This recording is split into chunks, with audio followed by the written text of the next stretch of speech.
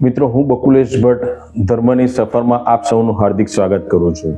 સૌથી પહેલો તો આ મારી ચેનલ ધર્મની સફરને લાઈક કરનારા, સબસ્ક્રાઈબ કરનારા અને શેર કરનારા દરેક વ્યક્તિઓનો હું આભાર માનું છું. દરેકને મારા જય મહાદેવ, હર હર મહાદેવ. અને આજની આપણે આ વાત કરીશું તો એવા શિવલિંગ વિશે, જ્યોતિર્લિંગ વિશે વાત કરીશું કે જે ઘણા બધાને તો ખબર જ હશે, પણ તેમ છતાં જ્યોતિર્લિંગ વિશેની વાત છે તેથી તો મારે આ વાત કરવાની જ છે. પણ મિત્રો, ખાસ તમે જ્યારે કોમેન્ટ લખો ત્યારે તમને ખબર ના હોય તો એક વખત જરૂર કહેજો કે હા, મને કંઈક જાણવા મળ્યું, તો મને પણ આનંદ થશે, મને પણ મોટિવેશન થશે. તો આગળ વધીએ. આજનું આ જ્યોતિર્લિંગની વાત છે એ રામેશ્વરમ જ્યોતિર્લિંગ વિશે વાત કરીશું.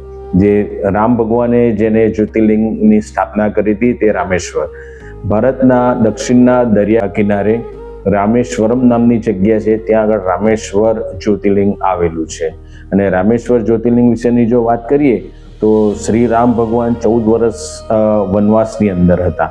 અને આ બહુ અદ્ભુત વાત છે. આ અદ્ભુત મિલન છે કે જ્યારે શિવ, દેવોના દેવ મહાદેવ અને વિષ્ણુ ભગવાન, તો વિષ્ણુ ભગવાનના અવતારી પુરુષ એ શ્રી રામ ભગવાન, તો કેટલો અભેદ છે બે વચ્ચે, કોઈ પણ જાતનું અંતર નથી, એવી આ વાત છે.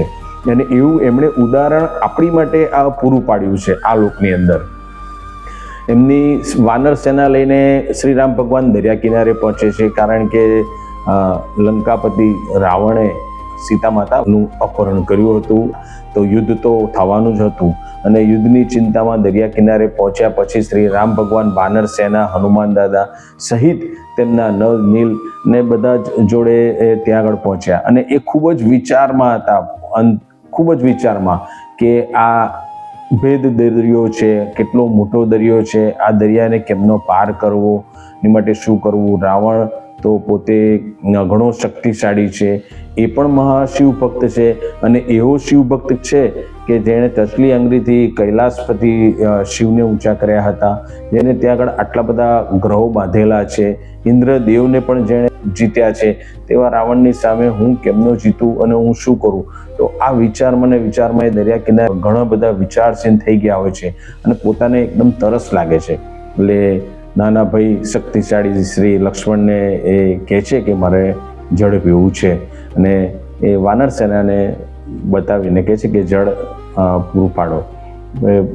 જળ પીવા માટેનું લઈને આવે છે અને એ પીવાની જેવી તૈયારી કરે છે અને એમના મનમાં અંતસ્ફૂર્ણા થાય છે કે આજે તો મેં મહાદેવની પૂજા કરી જ નથી અને હું કેમનો જળ પી શકું છું.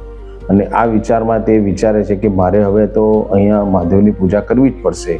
રેતની અંદર સરસ મજાનું એ શિવલિંગ બનાવે છે અને શિવલિંગ બનાવીને તે પૂજા કરે છે.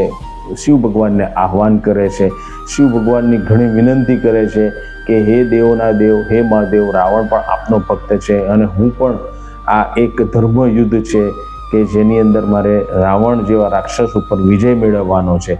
તો મને એવી તાકાત આપો, મને એવો રસ્તો બતાવો મહાદેવ કે જેથી કરીને હું જાનકીને પાછી લાવી શકું અહીં આગળ અને રાવણને યુદ્ધમાં હું હરાવી શકું. અને તેવા મને આશીર્વાદ આપો. અને જે મનથી જે વિષ્ણુ ભગવાનના સાક્ષાત અવતાર એવા શ્રી રામ જ્યારે પૂજા કરે છે તો શિવ ભોળાનાથ, શિવ શંભુ તેમના પરિવાર સહિત તે તેમના દર્શને હાજર થઈ જાય છે.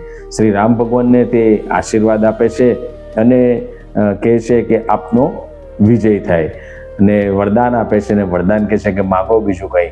તો શ્રી રામ ભગવાન તો પૂર્ણ પુરુષોત્તમ છે અને તેમણે સર્વલોક માટે મહાદેવને એ વિનંતી કરે છે કે જ્યોતિ સ્વરૂપે આપ શ્રી અહીંયા બિરાજો અને સર્વલોક આપનું તપ કરે, મનથી પૂજા કરે અને તેમને મોક્ષની પ્રાપ્તિ થાય, અહીં આગળ આવે તેવા આશીર્વચન આપો.